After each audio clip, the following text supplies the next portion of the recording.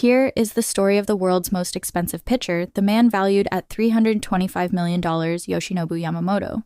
He didn't come into the world with a huge body. He wasn't tall, he wasn't muscular, he wasn't even an elite youth prospect, and yet today, even the world's top hitters are copying his training methods, including handstands, extreme flexibility drills, and even javelin-style throwing mechanics.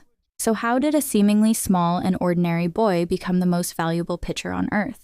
To understand that, we have to go back to the beginning. Yoshinobu Yamamoto was born in 1998 in Okayama Prefecture, Japan. His father loved baseball, so games were always on TV. Naturally, Yoshinobu picked up the sport when he entered first grade. But here's the important part. He wasn't a prodigy. He played multiple positions, simply doing whatever his team needed. No one thought he was destined for greatness, not even him. In his elementary school yearbook, he wrote that his dream was to become a salaryman, not a baseball player. In middle school, nothing dramatic happened either. He wasn't the ace, he wasn't the top hitter, he was just a kid who worked hard. When his team ran out of pitchers, he stepped in simply because he had some experience. That was how casual his pitching career began. But the one thing he did have was effort. He practiced every single day, he kept a baseball in his hands even on off days. He constantly asked himself, how do I get stronger? This competitiveness became the seed that later exploded. In high school, something big happened. One day, he pitched terribly in a game where professional scouts had come, not to see him, but to see other players. After the game, he overheard the scouts' evaluation of him. It wasn't flattering, and that moment lit a fire inside him. Before that day, he was simply a boy who worked hard. After that day, he became a player with a mission. He began training methodically, setting goals, building structure, and pushing himself to the absolute limit. Around the same time, his body began to grow. His fastball jumped from 84 miles to 94 miles in a very short period of time. People started calling him one of the 4 heavenly kings of high school baseball. Suddenly, his pro career seemed inevitable. Just as everything seemed to be rising, reality hit. He developed an elbow injury, his confidence crashed. Even though people around him said, "You're good enough for the pros," he doubted himself. Can I really make it as a professional? His anxiety grew so great that instead of joining NPB immediately, he considered joining a corporate league team. His path almost diverted away from the professional world. But fate had different plans. One day, he stopped by his usual barbershop, and while chatting with the shop owner, he made a decision. He would enter the 2016 NPB draft, and that decision changed his life.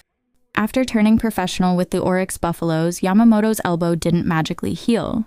He still felt pain during the season, he still felt the same strain. And that's when a trainer approached him with a radical idea, something no one else in baseball was doing, a javelin-style pitching method.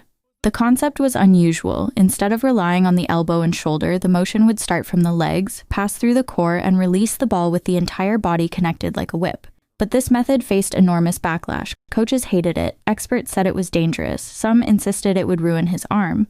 The team even contacted his former high school coach to talk him out of it, but Yamamoto believed in it, that this was the path that would unlock his true potential. From this moment forward, he trained in a completely unique way. Instead of lifting heavy weights, he trained his body to become flexible, connected, explosive, perfectly aligned.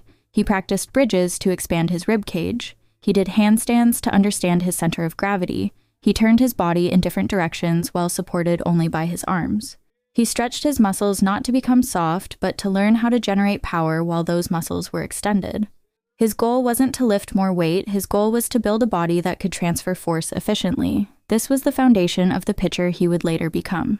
The transformation worked faster than anyone expected. By 2021, Yamamoto had become the most dominant pitcher in Japan. He won the pitching quintuple crown, led Oryx to its first league title in 25 years, and swept both the Sawamura Award and league MVP. He became a legend. Then, unbelievably, he did it again in 2022.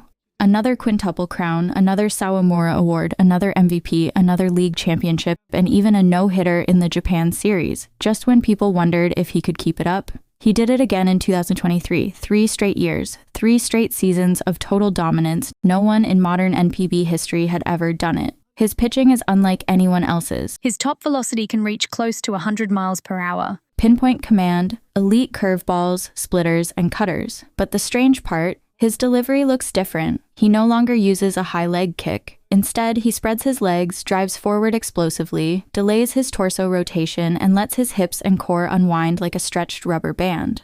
His hips and shoulders stay closed extremely long until the last instant. Then everything uncoils violently. That's where the magic comes from. After conquering Japan, Yamamoto made the announcement he was heading to Major League Baseball.